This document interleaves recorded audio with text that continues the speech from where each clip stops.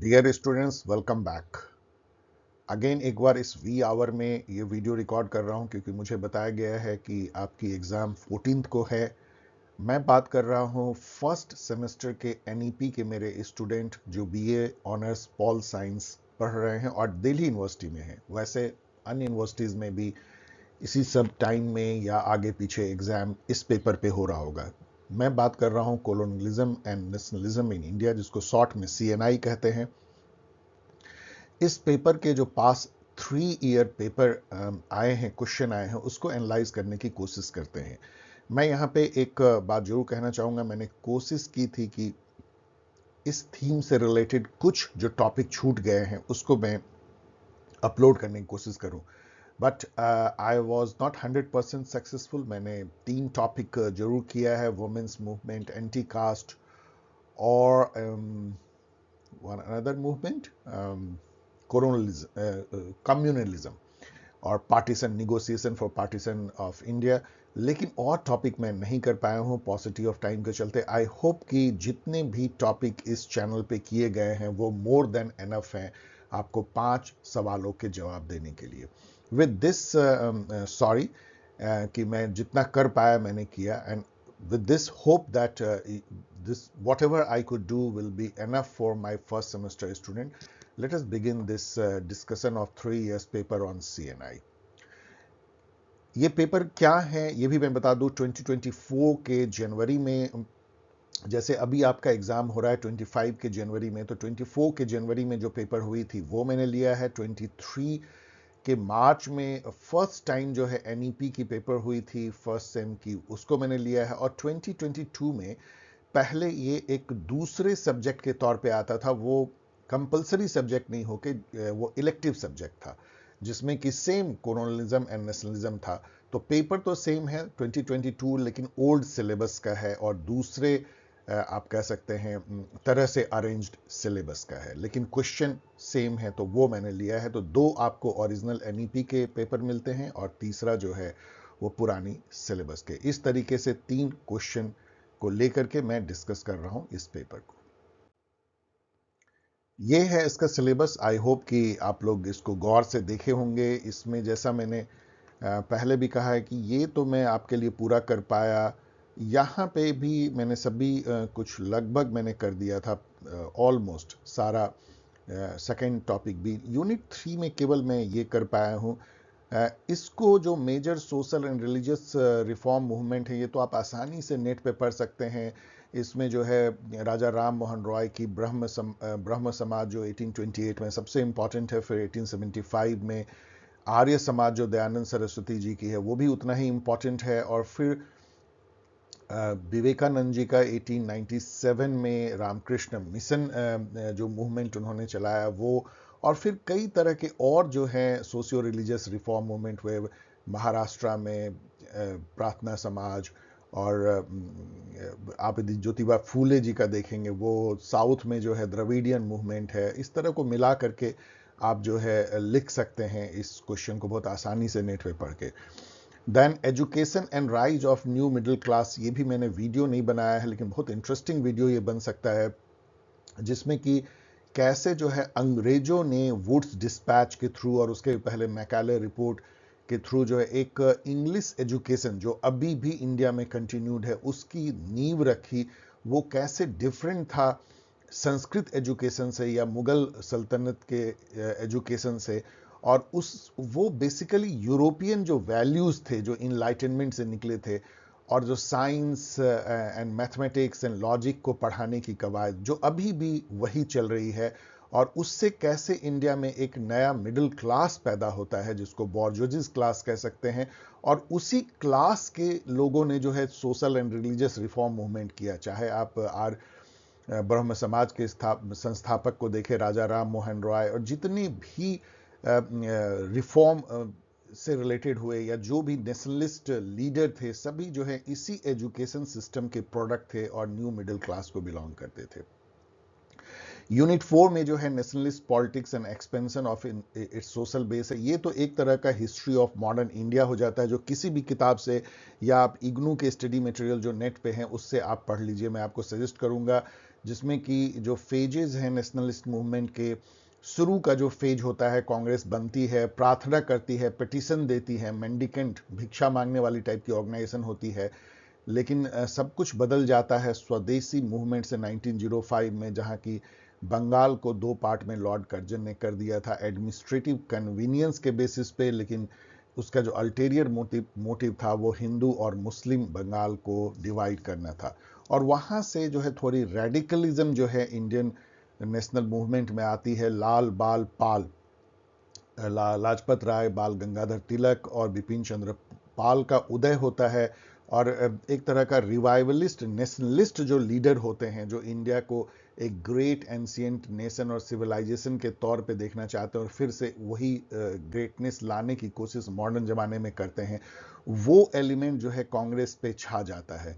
और उसके रिएक्शन में एक तरीके से मुस्लिम लीग की फॉर्मेशन होती है, जो कि मेडिवल जो मुस्लिम इंडिया है उसको वो उभारते हैं और फिर से जो है अपनी वर्चस्व को कायम करने की एक कोशिश करते हैं अगेंस्ट दीज रिवाइवलिस्ट नेशनलिस्ट, जो कि हिंदू नेशन के तरफ देखते हैं। तो यहीं से हिंदू नेशन और मुस्लिम नेशन के तरफ देखने की कवायद जो है पॉलिटिकली शुरू हो गई थी। उसके बाद गांधी जी आते हैं, जो कि एक तरह के ऐसे लीडर निकलते हैं जो दोनों को, मुस्लिम लीग और कांग्रेस दोनों को एक साथ लाने की कोशिश करते हैं, हिंदू मुस्लिम को एक साथ लाने की कोशिश करते हैं, क्योंकि उनको ये बात समझ में आ गई थी कि जब तक इंडिया में पीपल एक नहीं होंगे, इंडियन नेशन का कोई मीनिंग नहीं है। लेकिन उनकी जो पूरी ये मूवमेंट है, नॉन कॉपरेशन हो, सिविल डिसोबीडियंस हो, क्विट इंडिया, तीन बड़े बड़े हैं जो कि आपको हर जगह मिलते हैं, पढ़ लीजिए। लेकिन ये प्रयास अल्टीमेटली गांधी जी भी फेल हो गए कि इंडिया को एक नहीं रख पाए और एक्चुअली दो पार्ट में इंडिया बटा और उनकी जान भी इसी इशू पे गई।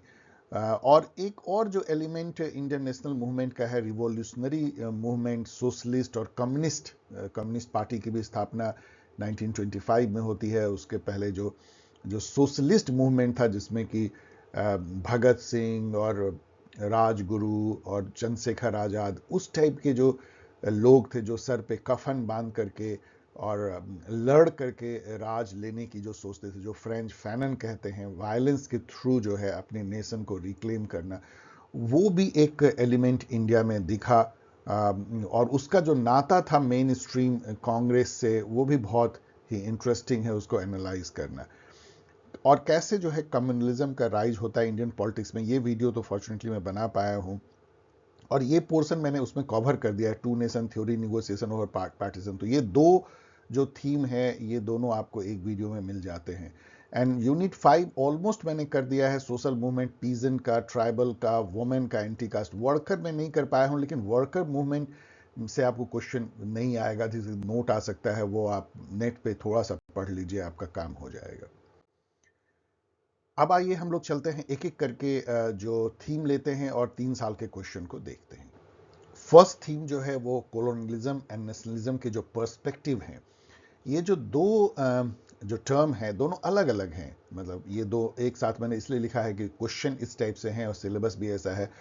कॉलोनियलिज्म हम सभी जानते हैं कि क्या है, it is a kind of a process जहाँ पे कि एक कंट्री जो डोमिनेंट होता है, उसके लोग फिजिकली किसी दूसरे कंट्री में जाते हैं, वहां सब्जुगेट करते हैं, वहां पे शासन करते हैं। That is colonialism.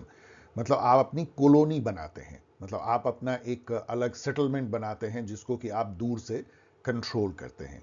और ये एक अजीब सी फिनोमेना मॉडर्न हिस्ट्री की पूरे वर्ल्ड में रही है कि यूरोप, और खास करके 3-4 कंट्री ही उसमें मेजर रहे हैं, इंग्लैंड, नीदरलैंड और फ्रांस, और बाद में थोड़ी जर्मनी भी उसमें आया, स्पेन आया।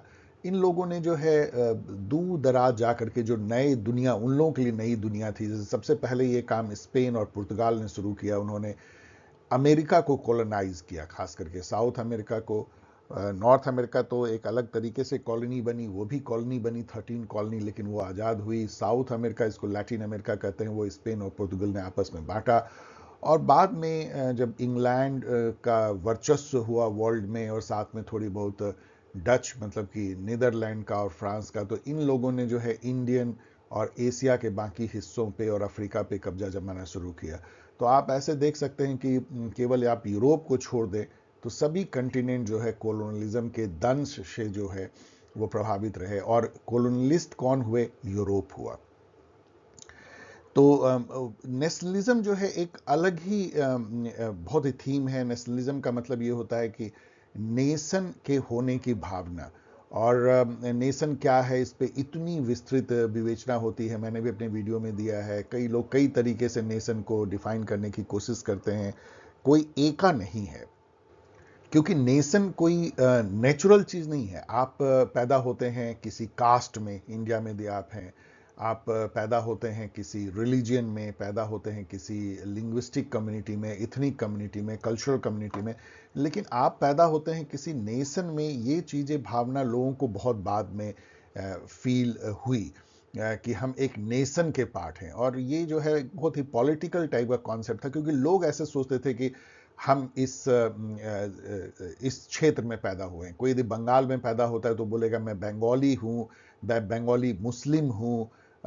ये उसकी आइडेंटिटी हो सकती है। मैं गरीब हूं, अमीर हूं, लेकिन ये कि मैं भारतीय हूं या मैं स्पेनिश हूं, मैं जो है रसियन हूं, ये बहुत बाद की बात है। और ये 1920th सेंचुरी तक में आते आते इस चीज को फैलाया गया कि नहीं, हम एक बहुत बड़े कम्युनिटी जिसको हम नेशन कहते हैं, हम उसके मेंबर हैं। जैसे आप देखेंगे बेनेडिक्ट एंडरसन ने तो उस कम्युनिटी को उन्होंने इमेजिन कम्युनिटी कहा, कि वो कम्युनिटी एक्चुअल नहीं है, इमेजिन्ड है।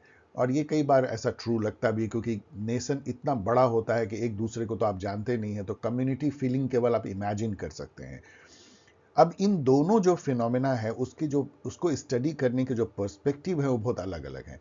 आई होप कि आपने मेरी वीडियो देखी होगी, इसलिए मैं इतना दूर यहाँ पे नहीं जा रहा हूँ। जल्दी से चलिए क्वेश्चन देखते हैं। एनईपी जनवरी 2024 का जो क्वेश्चन है वो है, what do you understand by colonialism? अभी मैंने आपको एक्सप्लेन किया, critically analyse the Marxist perspective of colonisation in India. तो यहाँ पे हम अपनी लिमिट जो है डिस्कशन इस सिलेबस में कोलोनाइजेशन इन इंडिया पे करते हैं, और उसके जो डिफरेंट पर्सपेक्टिव हैं, इंपेरियलिस्ट या लिबरल पर्सपेक्टिव, फिर मार्क्सिस्ट एंड सबअल्टर्न पर्सपेक्टिव, उस पर हम लोग चर्चा करते हैं। मार्क्सिस्ट पर्सपेक्टिव में कोलोनाइजेशन जो है वो कैपिटलिज्म का एक ऑफशूट है, क्योंकि मार्क्स ने ही ये कह दिया था कि कैपिटलिज्म की एक इनहेरेंट कंट्राडिक्शन है कि इसमें प्रोडक्शन ज़्यादा होता है, और कैपिटलिस्ट जो एंटरप्रेन्योर्स होते हैं या कैपिटलिस्ट जो सिस्टम है उसको हमेशा नए नए मार्केट चाहिए, क्योंकि उसके पास ओवर प्रोडक्शन है। तो वहाँ पे तो वो कीमतें गिरती जाएंगी यदि वहीं पे रखेंगे, तो इसलिए वो नए मार्केट को ढूंढते हैं। तो कोलोनाइजेशन को ये नए मार्केट की खोज के तौर पे देखते हैं। और एक और फायदा कैपिटलिस्ट को होता है कि उस नए मार्केट से इनको चीप लेबर मिलता है, चीप रॉ मटेरियल मिलता है, और बाजार मिलता है ऑफ कोर्स। तो मार्क्सिस्ट पर्सपेक्टिव में कोलोनाइजेशन जो है यूरोपियन कैपिटलिस्ट का एक एक्सपेंशन के तौर पे देखा जाता है। बाकी आप मेरे वीडियो से पढ़ लीजिएगा। सेकेंड क्वेश्चन जो है वो है डिफाइन नेशनलिज्म। अभी हम लोगों ने डिफाइन किया नेशनलिज्म मतलब कि नेशन होने की भावना, और नेशन को डिफाइन किया जाता है एक लार्ज ग्रुप ऑफ पीपल जो एक पर्टिकुलर भूभाग में हजारों साल से रह रहे हैं, जो एक जैसे कल्चर को बिलोंग करते हैं, एक जैसे खान पान, सोच, वर्ल्ड व्यू होती है, उनकी हिस्ट्री पास्ट में एक रही है, उनका एक जो जो आगे बढ़ने का जो सिलसिला है हिस्ट्री में, जो वो इवॉल्व हुए हैं एज ए पीपल, वो एक रहा है, उनकी मेमोरी एक है, उनके हीरो, उनके विलेन एक हैं, वो किसी एक प्राइमोर्डियल आइडेंटिटी से भी ऐसे बंधे रहते हैं, चाहे तो एक लैंग्वेज के लोग होते हैं, चाहे एक रिलीजन के होते हैं, चाहे नहीं तो नहीं एक कल्चर के जरूर वो होते हैं, और वो ऐसा सोचते हैं कि वो एक कम्युनिटी हैं और आगे एक साथ बढ़ना चाहते हैं। इस टाइप के ग्रुप को हम नेशन कहते हैं। अब आप इसमें देखेंगे तो इतनी ट्रबलसम बातें हैं कि क्या एक रिलीजन होना चाहिए, तो फिर इंडिया में क्या हिंदू और मुस्लिम एक नेशन है? क्या एक लैंग्वेज होना चाहिए, तो इंडिया में तो दर्जनों लैंग्वेज हैं, या कह लीजिए सैकड़ों लैंग्वेज है, तो क्या एक नेशन है?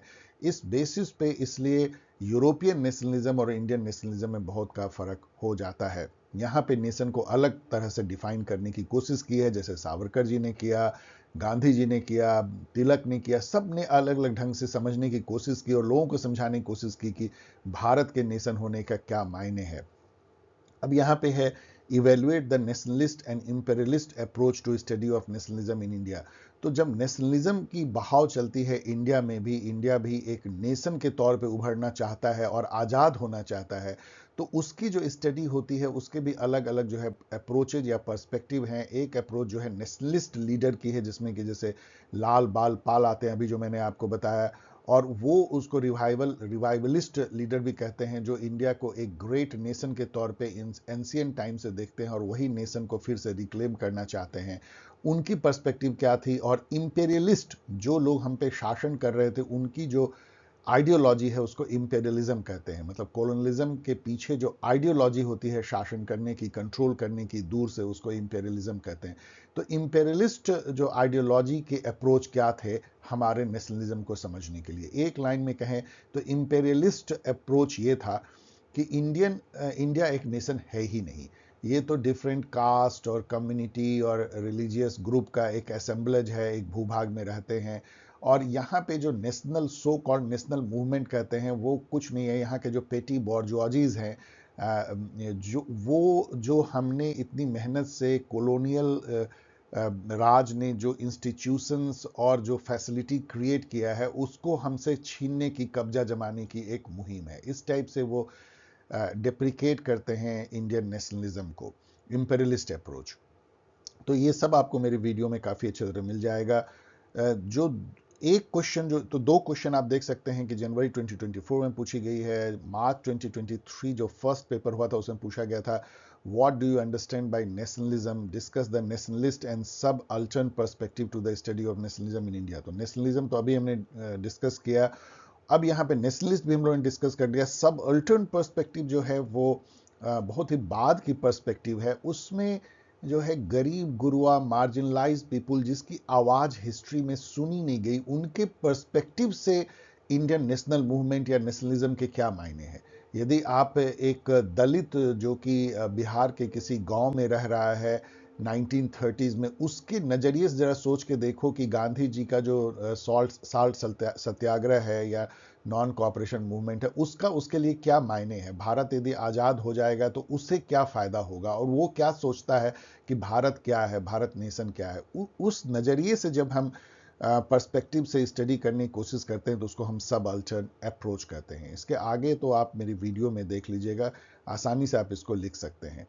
ओल्ड सिलेबस में 2022 में जो पेपर था उसमें था critically analyse the Marxist and post colonial perspective on colonialism in India. मैंने अब हम लोगों ने मार्क्सिस्ट अभी डिस्कस किया, और मार्क्सिस्ट पर्सपेक्टिव मैंने वैसे कॉलोनिज्म में कॉलोनिज्म का मैंने डिस्कस किया, लेकिन नेशनलिज्म का भी आपको पूछा जा सकता है, जिसमें कि मार्क्सिस्ट थॉट ये था जो कि थोड़ा इंपेरियलिस्ट से मिलता जुलता हो जाता था एक तरह से, कि इंडिया की जो नेशनल मूवमेंट है या नेशनलिज्म है वो यहाँ के जो बॉर्जुअजीज क्लास हैं उनके क्लास इंटरेस्ट के लिए है। उन्होंने ये हवा बनाई है कि इंडिया नेशन आज़ाद होगा। एक्चुअली ये यहाँ के जो बॉर्जुअजीज क्लास हैं वो कब्जा जमाना चाहते हैं यहाँ के राज पे, और जो दबे कुचले जो सबल्टर्न लोग हैं या पिछड़े लोग हैं वो तो पिछड़े ही रह जाएंगे। ये मार्क्सिस्ट अप्रोच था इंडियन नेशनलिज्म का। तो वो गांधी जी को कैपिटलिस्ट क्लास के प्रोटेक्टर के तौर पे देखते थे।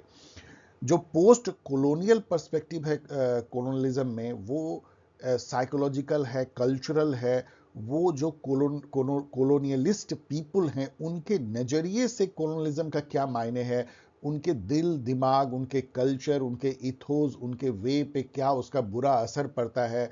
इसका सबसे अच्छा जो एग्जाम्पल है वो फ्रेंच फैनन की एनालिसिस है, जैसे कि white mask and black skin, उस टाइप की या ब्लैक स्किन वाइट मास्क, ये पढ़ लीजिएगा।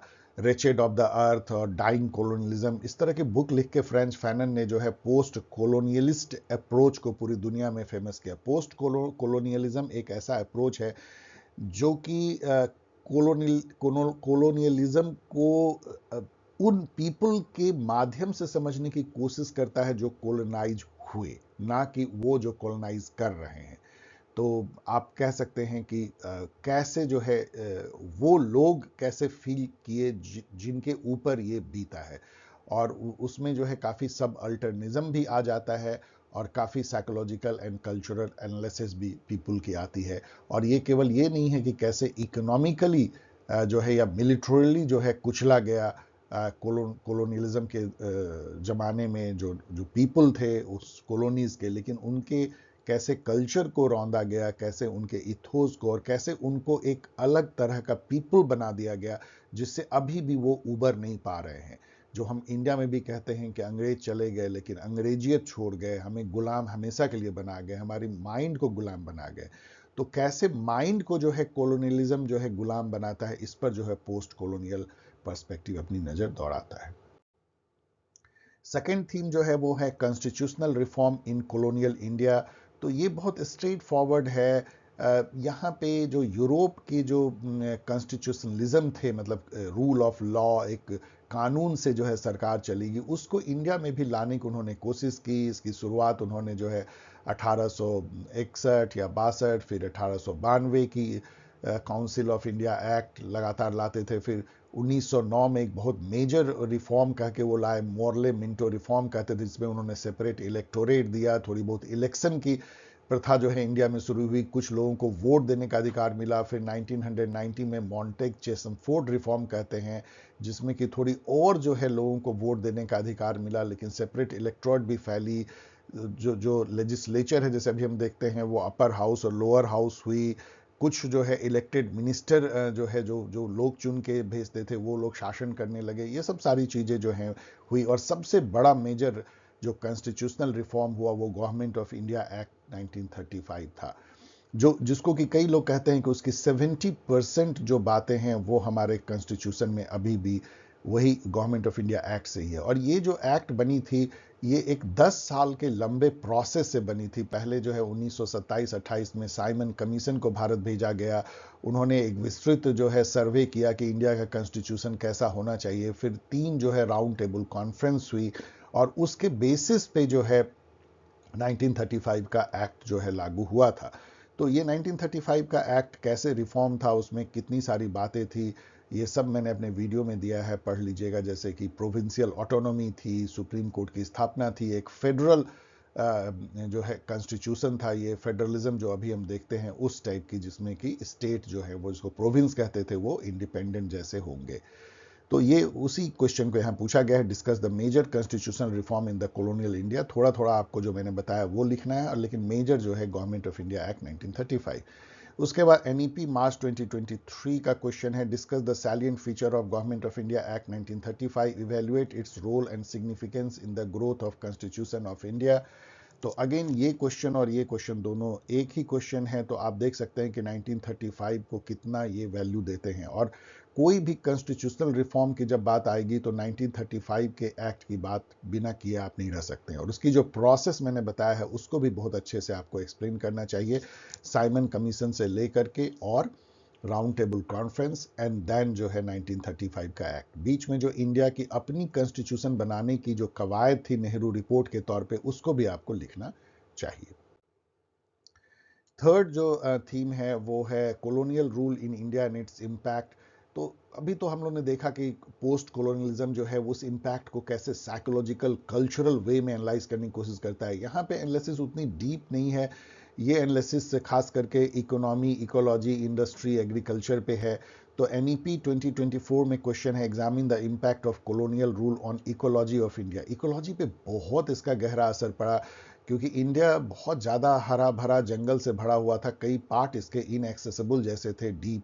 लेकिन इंडस्ट्री को लाने के लिए, माइनिंग को लाने के लिए लार्ज पार्ट इंडिया का जो है डिफॉरेस्टेशन किया गया, प्लांट लगाए गए, रेलवे को लगाने के लिए इतनी लकड़ी की जरूरत पड़ती थी, बहुत जंगल काटे गए। उससे जो है डेफिनेटली इकोलॉजी पे असर पड़ा।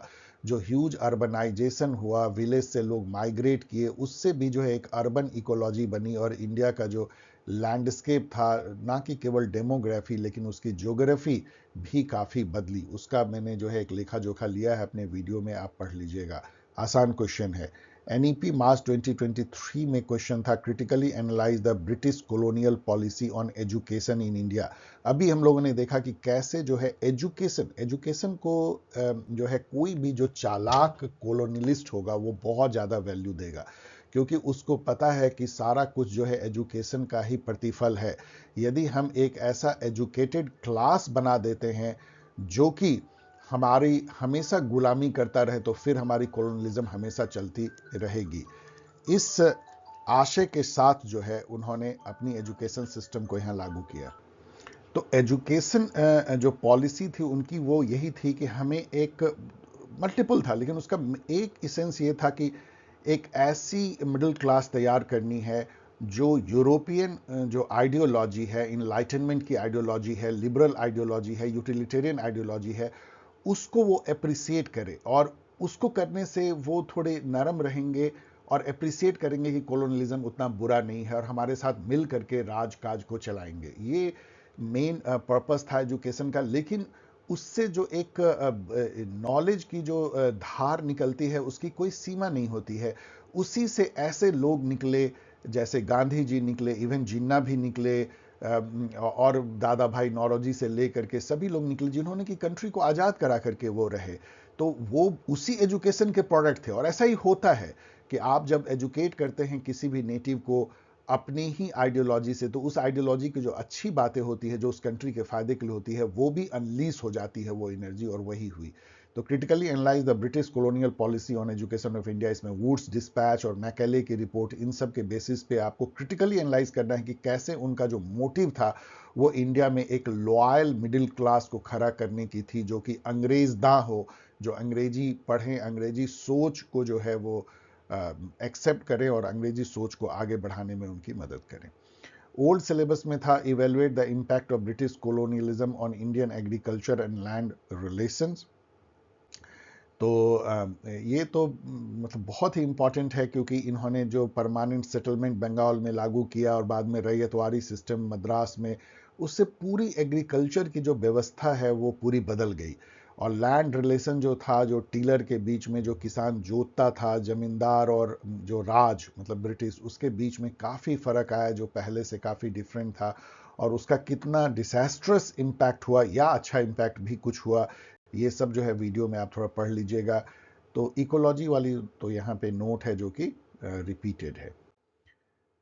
अब आइए जो उस टॉपिक पे हम लोग चल रहे हैं जिससे कि सबसे ज़्यादा क्वेश्चन ये पूछते हैं और सबसे आसान है इसको। वैसे इस पे मैंने वीडियो सबसे कम बनाए हैं, क्योंकि वो एक तरह का हिस्ट्री है, वो पॉलिटिकल साइंस के बजाय इंडिया की मॉडर्न हिस्ट्री है। उसको आप कहीं से भी पढ़ सकते हैं। मैं आपको सजेस्ट करूंगा बेस्ट जो मटेरियल है वो इग्नू की स्टडी मटेरियल है। आपको उसको लिखना चाहिए ई ज्ञान कोश। और जैसे ही आप लिखेंगे, मान लीजिए कि सिविल डिसोबीडियंस मूवमेंट ई ज्ञान कोश, आपको एक चैप्टर खुल जाएगा, पीडीएफ है उसकी, आप डाउनलोड कर लीजिए और आप आराम से पढ़ सकते हैं। और नेट पे इवन लिखने से भी जो है, अब तो आप आर्टिफिशियल इंटेलिजेंस में भी यदि आप लिखेंगे तो आपको उस पर अच्छे से आ जाएगी मटेरियल और आप पढ़ सकते हैं। यहाँ पे देखिए एनईपी 2024 में जो 4 क्वेश्चन मैं पढ़ रहा हूँ।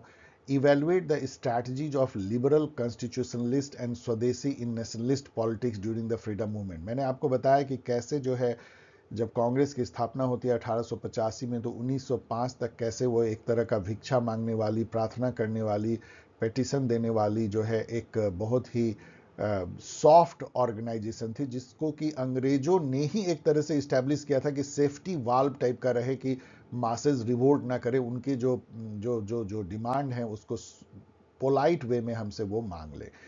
तो वो लिबरल कॉन्स्टिट्यूशनलिस्ट फेज था। लेकिन बाद में वो कैसे एग्रेसिव हो जाता है स्वदेशी में, जबकि उसमें नेशनलिस्ट लीडर लाल बाल पाल जैसे लोग जो हैं वो डोमिनेट करने लगते हैं। तो ये दोनों फेज आपको इसमें लिखना है। Discuss the role, second question में पढ़ रहा हूँ, discuss the role of Gandhi in mass mobilisation of freedom struggle with special reference to the civil disobedience movement. तो सिविल डिसोबीडियंस मूवमेंट एक लैंडमार्क इवेंट थी, क्योंकि ये हुआ था लगभग 10 साल बाद, जबकि नॉन कोऑपरेशन मूवमेंट एक तरह से रोक दिया था गांधी जी ने, फेल्ड ही एक तरह से हो गई थी। और इन्होंने एक दूसरे इशू पे, इकोनॉमिक इशू पे, सॉल्ट रूल के बेसिस पे इन्होंने सिविल डिसोबीडियंस मूवमेंट का एक एक्सपेरिमेंट किया, जो कि खासा सफल रहा, लेकिन वो भी कहीं पे पहुंच तो नहीं पाया था, उसको भी इनको बंद करना पड़ा था गिरफ्तारी के बाद, और उसके बाद राउंड टेबल कॉन्फ्रेंस हुआ। तो ये, लेकिन मास मोबिलाइजेशन में काफ़ी हुई, औरतों का भी इसमें जो है हिस्सा काफ़ी ज़्यादा रहा। तो एक तरीके से वुमेन की जो एंट्री होती है पब्लिक लाइफ में, वो सिविल डिसोबीडियंस मूवमेंट से होती है। थर्ड क्वेश्चन है, discuss the factors that led to the rise of communal politics in colonial India, how far did it impact the negotiation over the partition of India.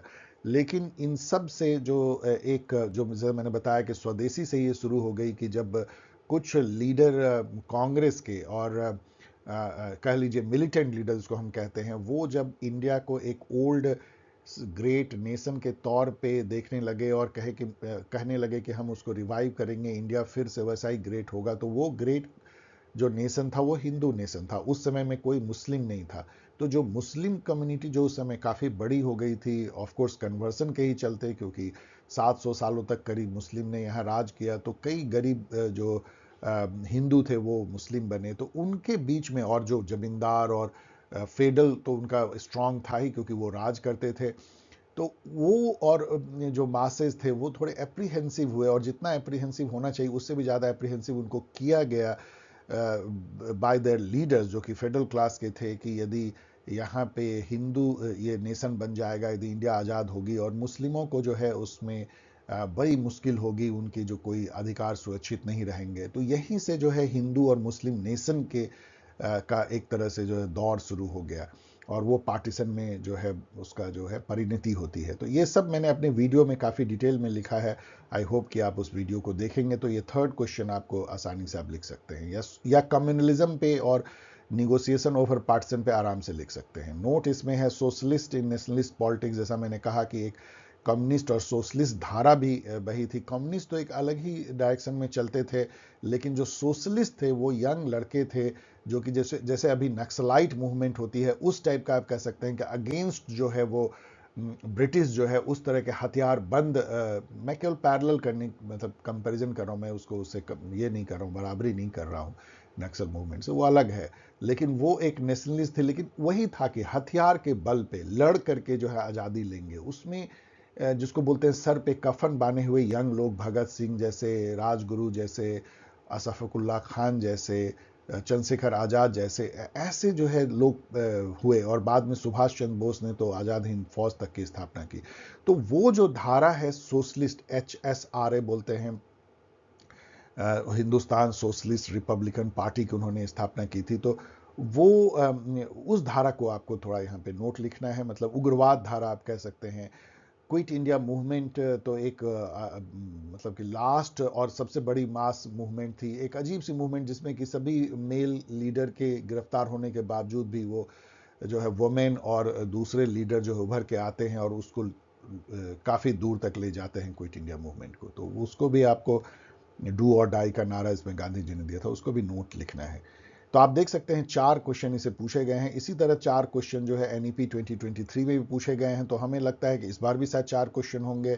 First question इसमें है मार्च 2023 में कि non cooperation movement prove to be first mass movement of the Indian freedom struggle analyse. ये तो सही बात है, Gandhi ji scene पे आ गए थे, स्वदेशी के बाद 10-12 साल बाद जो है मूवमेंट हो रही थी, और एक अलग टाइप की मूवमेंट जिसमें फर्स्ट टाइम जो है किसान, लेबर, वर्कर, मतलब मास जो है जुड़ते हैं। अभी तक जो एक बॉर्जुआजी काइंड ऑफ मूवमेंट था, मिडिल क्लास मूवमेंट था, वो मास मूवमेंट जैसा बन जाता है गांधी जी के प्रयासों से। सेकंड क्वेश्चन है examine the policies, strategies and impact of extremist politics in Indian freedom movement. जो मैंने कहा एक्सट्रीमिस्ट पॉलिटिक्स वो था जो एक तरह का रिवाइवलिस्ट नेशनलिस्ट था। अधिकतर इसमें जो तत्व थे वो या तो वो हिंदू नेशन को देखते थे पास्ट में, या मुस्लिम लीग के थ्रू देखें तो वो जो है मुस्लिम नेशन को देखते थे मेडिवल पीरियड में। यहाँ से जो है दो धाराएं जो है एक्सट्रीमिस्ट पॉलिटिक्स की चलने लगी।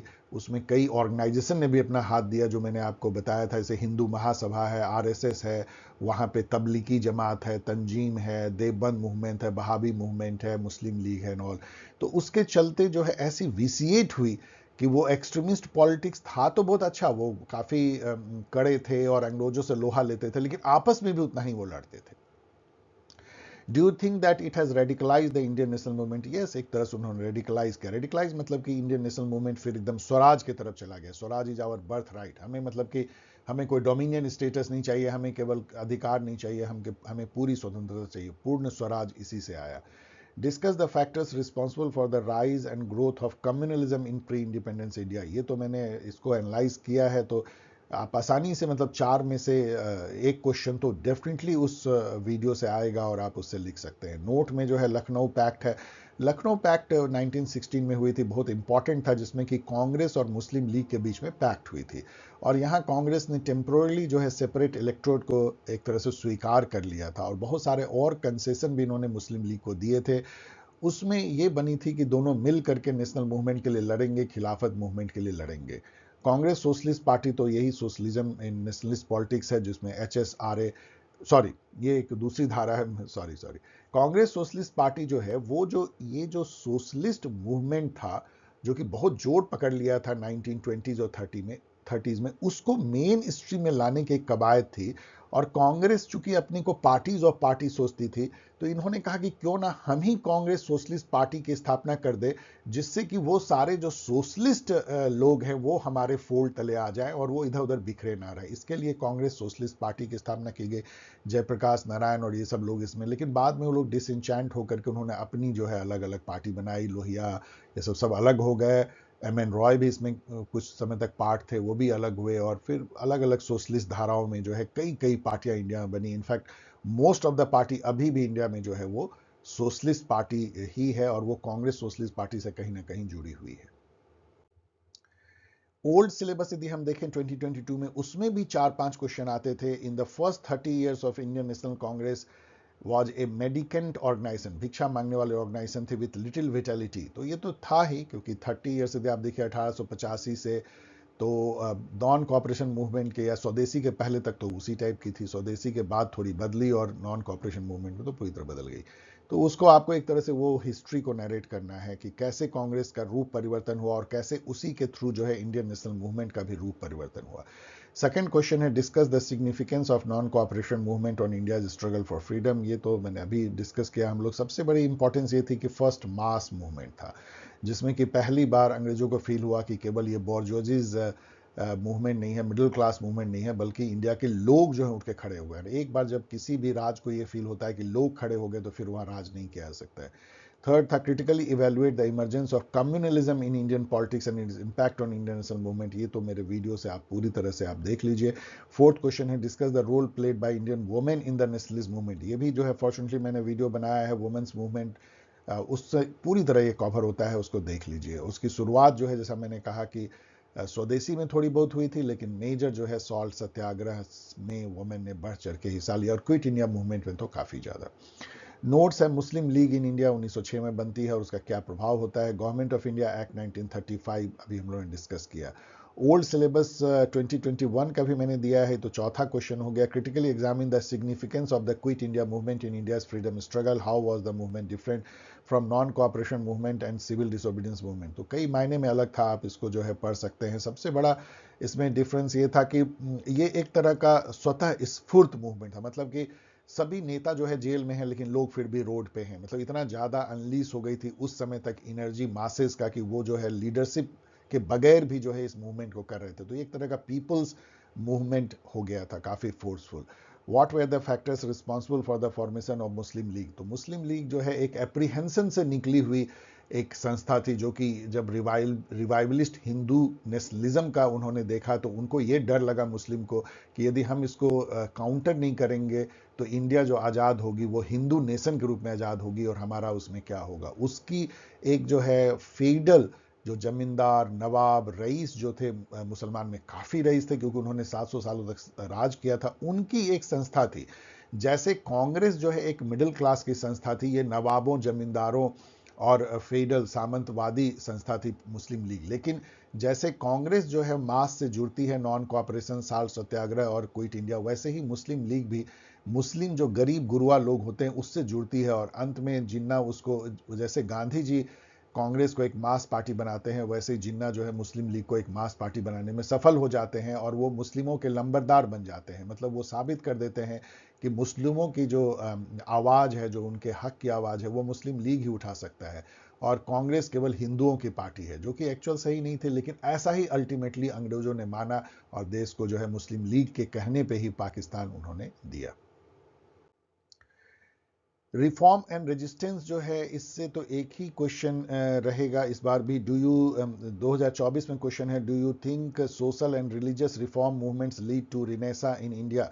ये कहना तो बहुत दूर की बात है कि ये कोई रिनेसा था, क्योंकि यहाँ ब्रह्म समाज, आर्य समाज और यदि आप देखेंगे रामकृष्ण मिशन, तो वो इतनी बड़ी तो मुहिम नहीं थी कि पूरी उन्होंने व्यवस्था बदल दी थी। बहुत ही कम चेंजेस ला पाए थे। जो हमारी डीप सीटेड जो सोशल इविल है वो अभी भी चल रहे हैं, कई अभी भी रिफॉर्म की जरूरत है।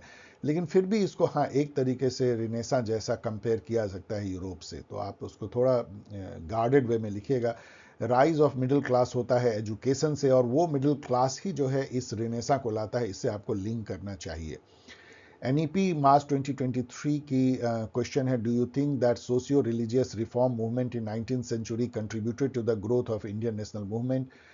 तो ये सही है, एक तरीके से सही है, क्योंकि जो रिफॉर्म मूवमेंट होती है उससे जो एक एनर्जी निकलती है सोशल रिफॉर्म की, उससे जरूर इंडियन नेशनल मूवमेंट को फर्क पड़ता है। क्योंकि कई लीडर जो हैं जो रिफॉर्म मूवमेंट से जुड़े थे, वो जो है एक नेशनलिस्ट फर्वर को जन्म देते हैं कि नेशन क्या है और इंडियन नेशन क्या है, इस पर जो विचार शुरू होता है और कैसे अपने नेशन को हम अच्छा बनाए, ग्रेट बनाए। और उसमें यह भी है कि हमें फ्री होना चाहिए, डोमिनेंस से फ्री होना चाहिए, तभी जो है हम बन सकते हैं।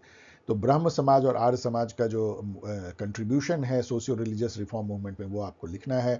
ओल्ड सिलेबस में है discuss the reasons and impact of 1857 war of independence. तो ये तो मैंने पूरा इस पर वीडियो बनाया है, आप देख लीजिए, मैं यहाँ एक्सप्लेन नहीं कर रहा हूँ। बहुत आसान क्वेश्चन है और उसका बहुत गहरा असर जो है इंडिया पे पड़ा, राजकाज पे भी पड़ा। अंग्रेजों ने डायरेक्ट शासन शुरू किया और हमारे जो समाज है उस पर भी उसका बहुत असर पड़ा था। सोशल मूवमेंट पे मैंने ऑलमोस्ट वीडियो बना दिया है, वर्कर्स मूवमेंट को छोड़ दे जिससे कि क्वेश्चन नहीं पूछा जाता है। तो एनईपी जनवरी 2024 में क्वेश्चन है, discuss the contribution of women's in India's freedom movement. ये मैंने अभी थोड़ा बताया भी, बहुत बड़ा था असर, लेकिन उस तरीके से जो आना चाहिए था वो अभी भी वो नहीं आ पाई हैं। अभी भी वर्क फोर्स में वुमेन इंडिया की और आ सकती हैं। एंटी कास्ट मूवमेंट पे भी मैंने पूरा वीडियो बनाया है, आप इसको देख सकते हैं। एनईपी मार्च 2023 में जो क्वेश्चन है, what were the reasons of the rise of peasant movement in British India, इस पर भी मैंने पूरा वीडियो बनाया। Discuss the example of some major peasant movement. तो आप देखेंगे कि मतलब किसान हैं, ट्राइबल हैं, वुमेन हैं, और यही लोग तो मासेस बनते हैं और वही मास जो है वो गांधी जी के साथ जुड़ते हैं और मूवमेंट करते हैं। लेकिन वो अपने हक के लिए भी जो है अलग अलग मूवमेंट करते हैं। किसानों के अलग मूवमेंट होते हैं, उसमें जो है नेशनलिस्ट लीडर जुड़ते भी हैं।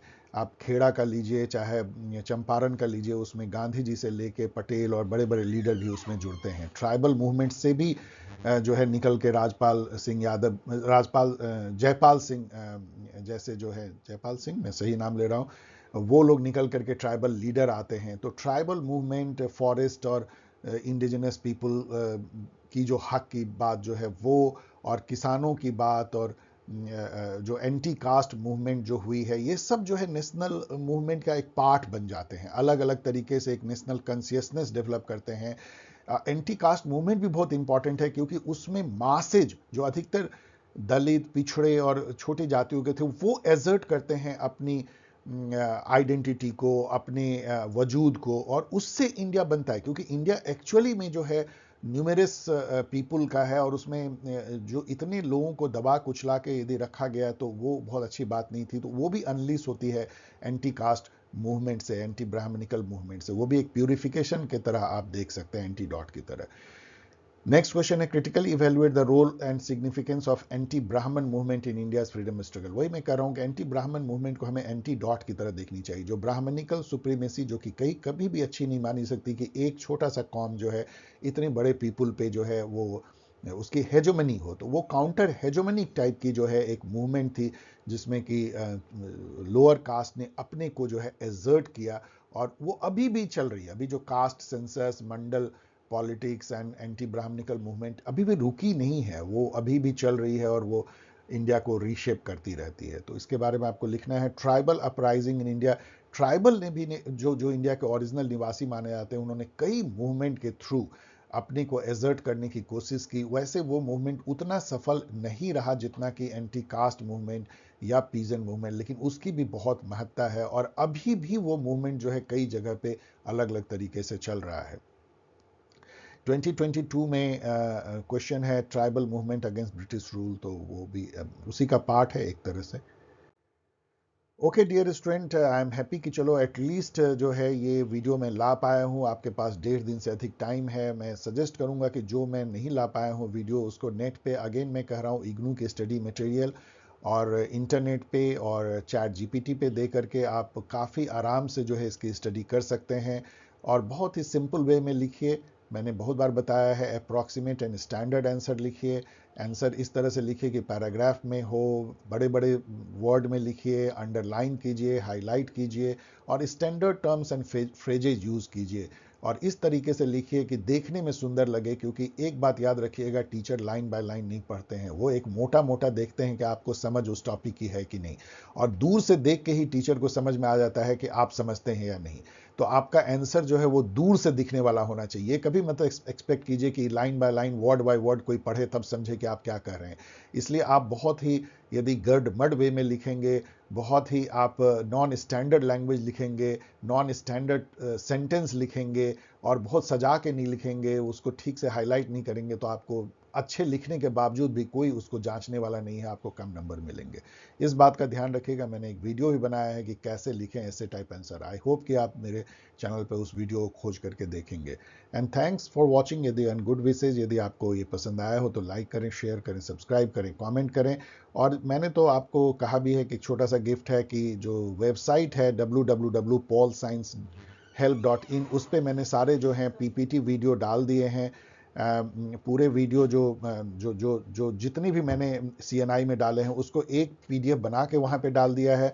इसके अलावा जो नए जो वीडियोस मैंने एंटी कास्ट मूवमेंट, वुमेन और जो अभी जो कम्युनलिज्म पे वीडियो बनाया है 3, वो नए वीडियो वाले जो टैब है उस पोर्टल पे वहाँ डाल दिया है। तो ये पोर्टल को जरूर आप जाके देखिए। मैं फिर से बोल रहा हूँ, www.paulsciencehelp.in पे जाके देखिए और इन वीडियोस के पीपीटी आपको वहाँ मिल जाएंगे, जो लगातार आप पूछते रहते हैं। इस तरीके से आप मुझसे जुड़ सकते हैं, बातें कर सकते हैं और अपने सवाल को पूछ सकते हैं। कृपया ऐसे क्वेश्चन पूछें जिसका जवाब 1-2 लाइन में दिया जा सके। मिलेंगे चलिए किसी एक और वीडियो के साथ। हो सकता है तब तक आप सेकेंड सेमेस्टर में पहुंच जाएं। फिर मिलेंगे सेकेंड सेमेस्टर में, तो पूरी गाइड भी आपके लिए अवेलेबल है, तीनों ही डीएससी की, और बहुत सारे वीडियोस हैं और फिर और बहुत सारे वीडियोस के साथ मिलेंगे। तब तक के लिए have nice time, good luck for this CNI exam. यदि पॉसिबल हो तो अपने पेपर को भेजें, मैं देखना चाहूँगा कैसा क्वेश्चन आया है, मेल करें।